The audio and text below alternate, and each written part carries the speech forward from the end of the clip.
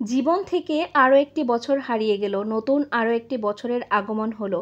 নববর্ষের শুভেচ্ছা রইল সকলকে। শুভ নববর্ষ। আসসালামু আলাইকুম, ওয়েলকাম করছি আরও একটি ব্লগ ভিডিওতে। কেমন আছেন সবাই? অবশ্যই কমেন্ট করে জানাবেন। আমি আজকের ভিডিওটা শেয়ার করছি, আজকেই করেছি এই অ্যারেঞ্জমেন্টটা। যেহেতু এই হাঁসটা বাছা হয়েছিল কয়েকদিন আগে, বাড়িতে গিয়েছিলাম সময় আমার মা দিয়ে দিয়েছিল।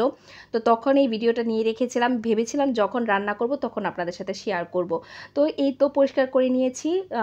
পরিষ্কার করতে অনেকটা সময় লেগেছে, তারপরেও দেখা গিয়েছে যে এটা কালো হওয়ার কারণ হচ্ছে মাটির চুলায় পোড়ালে না এরকম কালো হয়ে যায়। এটা নিয়ে আসলে কেউ কিছু মনে করবেন না। আর এই যে রেগুলার কাট করে নিয়েছি, ধুয়ে পরিষ্কার করে নিয়েছি। আর এইদিকে আমি একটু মসুর ডাল করেছি। আমার অ্যারেঞ্জমেন্টে যেগুলো ছিল সবগুলো আজকে শেয়ার করছি না, পরবর্তী দিন আবার কিছু রেসিপি শেয়ার করে দেব। তা না হলে কিন্তু অনেক বেশি লেন্দি হয়ে যাবে ভিডিওটা, আপনাদের কাছে ভালো লাগবে না। যতটুকু হয়েছে ততটুকুতেই আপনারা হয়তো বিরক্ত হয়ে যাবেন। যাই হোক, এটা মসুর ডাল রান্না হয়ে গিয়েছে। রান্নাটা এইটা নামিয়ে নিয়ে তারপর হচ্ছে হাঁসের মাংসটা বসিয়ে দিব।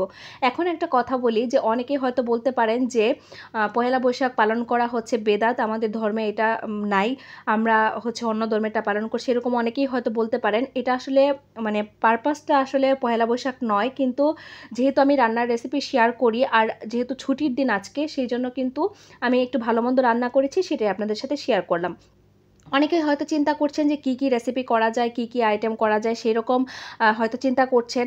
এখন পর্যন্ত যারা রান্না না বসিয়েছেন, আমি যেহেতু সকাল থেকেই রান্নাটা স্টার্ট করেছি, যেহেতু অনেকগুলো আইটেম করেছি, অনেক ভোর থেকে রান্নাটা স্টার্ট করেছি। আমার ভিডিওটা যেহেতু 8টার পর আপলোড হবে, 9টার আগে আপলোড হয়ে যাবে, সেই জন্য কিন্তু আমি হচ্ছে মানে সব কিছু তাড়াতাড়ি করেছি। আর হাঁসের মাংস রান্না করতে কিন্তু অনেকটা সময় লাগে, যেহেতু আমি প্রেশার কুকারে রান্না করব না, সেই জন্য কিন্তু আমি একদম মানে রাতের বেলায় সব প্রসেস করে রেখে দিয়েছিলাম, মাংস কাট করে রেখে দিয়েছিলাম, যাতে করে আমার সকালবেলা সমস্যা না হয়।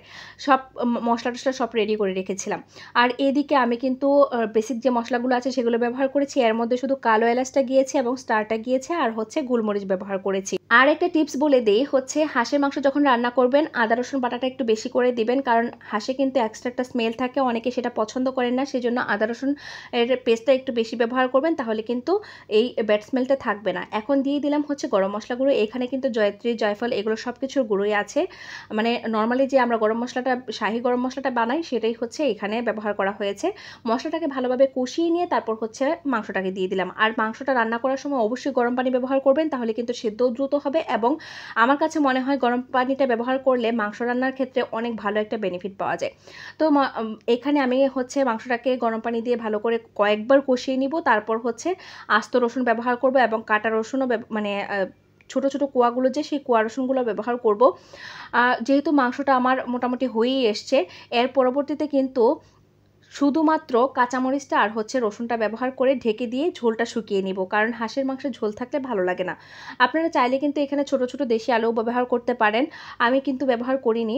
এখন রসুনটা দিয়ে দিলাম, কারণ মাংসটা এখনও কিন্তু অনেকটা পানি আছে, সেদ্ধ হয়ে যাবে ততক্ষণে রসুনটা আর কাঁচামরিচগুলোও দিয়ে দিলাম। একটা কথা কি জানেন, যখন আমরা ভিডিওগুলো তৈরি করি, ভিডিওতে এসে অনেকেই না ভালো কমেন্ট করে, তখন তাদের কমেন্টগুলো দেখলে এত ভালো লাগে, এত আপন করে আসলে কমেন্টগুলো করে, খুবই ভালো লাগে। মাঝে মাঝে দুই একজন পাবলিক এসে এত বাজেভাবে কমেন্ট করে, খুব মনটা খারাপ হয়ে যায়। তারা দেখবেন হাদিসের আলাপ করবে, কিন্তু আবার নিজেরা ঠিকই আবার ফেসবুকে ব্যবহার করে সব রকম টিকটক দেখবে, নিজেরাও ছবি আপলোড করতেছে, কিন্তু আরেকজনের ভিডিওতে এসে কমেন্ট করবে আমরা নাকি হারাম উপার্জন করছি। আচ্ছা যাই হোক, আমি এই সব ধর্মের আর্গুমেন্টে যেতে চাচ্ছি না, কিন্তু আপনারা একটা জিনিস মাথায় রাখবেন সবসময়, যে একজন একটা কাজ করছে, সেটাকে যদি অ্যাপ্রিসিয়েট না করতে পারেন তাহলে তার মনটা ভেঙে দিবেন না।